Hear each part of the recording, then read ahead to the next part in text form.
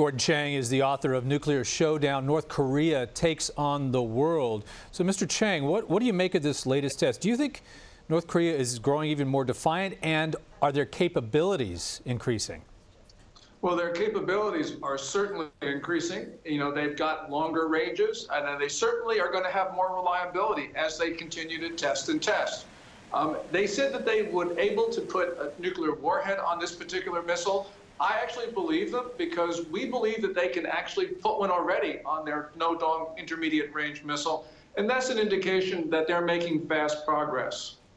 Now, there are a number of commentators who said that they are failing far more often than they're being successful in these launches. But in a way, that's disconcerting too, isn't it? I mean, they are learning with every failure.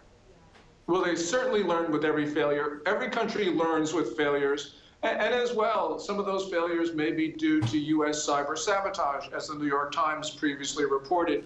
Eventually, they'll be able to get around that. Eventually, they'll fix all of their mistakes and shortcomings. And they will be able to land a nuke into the U.S. maybe about 4 years from now, maybe 3, maybe 5. But we know that they're making accelerated progress. Is there any linkage, do you think, in the timing in terms of the presidential election in South Korea? Do you think this was a statement, or is this them just continuing to try to figure out this technology? I think timing here was crucial, as you suggest. They did not want to test before the election in South Korea, which took place on Tuesday, because the candidate that they wanted to see win, Moon Jae-in of the Democratic Party of Korea, was ahead. And I don't think they wanted to do anything to derail him, because Moon has a sort of pro-North Korean orientation. A pro-North Korean orientation, and that's an indication that the North Koreans delayed this test until Moon was safely elected. So how do you think the U.S. should respond to this? I mean, I know that our options are limited with 28,000 plus American servicemen within artillery range of the North, not to mention all the South Korean citizens who live there. What do you think the U.S. should do? Well, there's a couple things that we need to do right away. First of all, our sanctions on North Korea are meant to bring North Korea to its senses, not to its knees, as U.S. diplomats always say. Well, I think we now need to tighten those sanctions, make them so much more severe. And part of that is going to be inspecting North Korean ships on the high seas, because they sell these missiles to Iran. We need to prevent that trade from occurring. And the other thing that we're going to have to do eventually is to pivot away from trying to obtain China's cooperation through friendly relations and obtaining its cooperation through coercion. We need to put sanctions on Chinese banks and enterprises that have been cooperating with North Korea in ways that are dangerous and indeed illegal under U.S. law. We have not been willing to do that for years, largely because we were concerned about China's reaction. But if China doesn't stop this, and indeed they have the power to disarm North Korea, then we need to take matters into our own hands. There's a lot of non-kinetic things we can do. We haven't been doing those things, and that's our fault. All right, I want to just unpack that. You had two basic thoughts in that answer.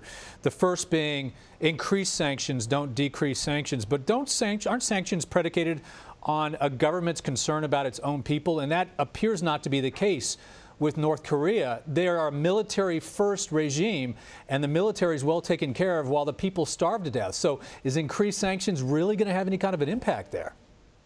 Well, yes, you're absolutely right. The sanctions right now have not affected the regime, but we can tighten those sanctions in ways that do affect the people around Kim Jong-un, who have benefited from the armaments and all of the other things that we find to be incredibly provocative and belligerent.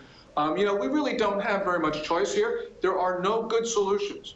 After you've had 3 American administrations pursue misguided policies, we are not going to be able to solve this under the best of circumstances. This is not going to be pretty, but nonetheless, we've got to do something, because it's clear that Kim Jong-un is willing to take very risky actions, and therefore, we may not be able to deter him. We deterred the Soviet Union. We're deterring China. It's not entirely clear that we can deter North Korea. You've said that we need to get China to basically force China to convince them to take a more active part. And yet Russian President Vladimir Putin appeared to warn the U.S. against North Korea, saying they should stop intimidating the North. So what do you think the impact of Russia is going to have on this situation? Well, you know, Russia's never really been on our side when it comes to North Korea.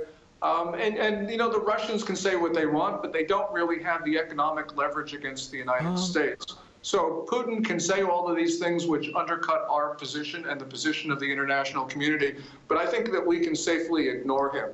Safely ignore him. Okay. Gordon Chang, as always, thank you so much for your insight. Thank you.